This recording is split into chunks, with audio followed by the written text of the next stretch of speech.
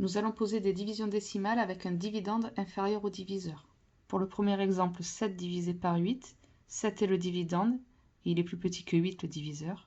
Pour le deuxième exemple, 2,61 est le dividende, il est plus petit que le diviseur, 6. Nous allons poser la division décimale 25,62 divisé par 4. Donc je commence la division par dans 2, combien de fois 4? Donc dans 2, 4 n'y rentre pas.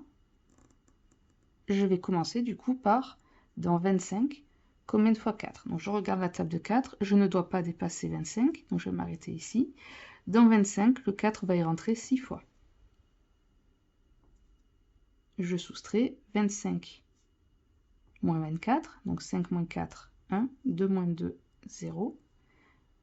Je descends le 6. Alors attention, 6 c'est le chiffre des dixièmes. Donc à partir du moment où j'ai descendu le chiffre des dixièmes, je n'oublie pas de placer ici une virgule dans le quotient.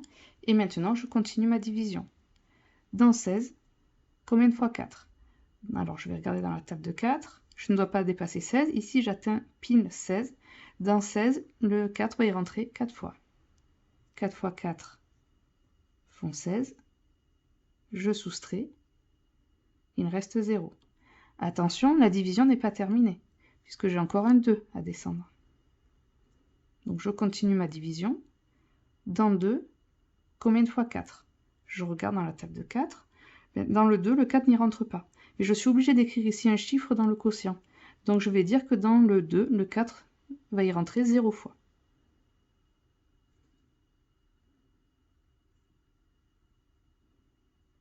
Et la division n'est pas terminée, puisque j'ai encore un 2, je n'ai pas un reste égal à 0. Donc je vais placer encore un chiffre ici dans le diviseur.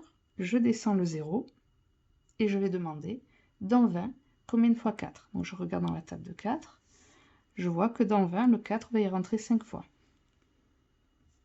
Donc je soustrais. 20 moins 20 est égal à 0. Cette fois-ci, je n'ai plus de chiffre à abaisser, donc la division est terminée.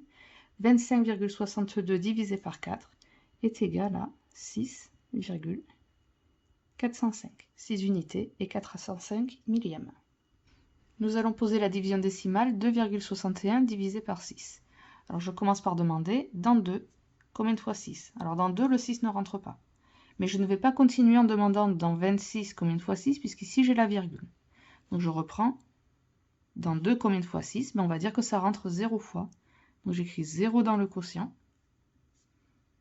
0 fois 6, ça fait 0. Et je soustrais 2 moins 0 égale à 2. Maintenant, je peux descendre le 6. Attention, 6 c'est le chiffre des dixièmes.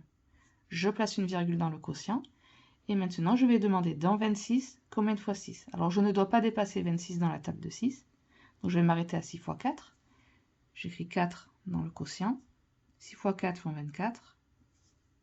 Et je soustrais 26 moins 24. 6 moins 4, 2. 2 moins 2, 0. Je descends le 1. Dans 21, combien de fois 6? Il ne faut pas dépasser 21 dans la table de 6. Donc je vais m'arrêter à 6 fois 3, 18. Donc on va dire que ça rentre 3 fois.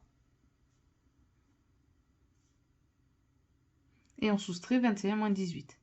Alors on peut placer des petites retenues pour s'aider dans la soustraction. 11 moins 8, ça égale à 3. 2 moins 2, c'est égal à 0. La division n'est pas terminée puisque le reste n'est pas égal à 0. Donc je rajoute un 0 au chiffre des millièmes. Je descends le 0. Et je demande dans 30, combien de fois 6? Je ne dois pas dépasser 30 dans la table de 6, mais là je vois que j'ai exactement 30. Donc on va dire que ça va y rentrer 5 fois. On écrit 5 dans le quotient. 6 fois 5 font 30. Je soustrais 30 moins 30. Le reste est 0. La division est terminée. Donc 2,61 divisé par 6 est égal à 0,435.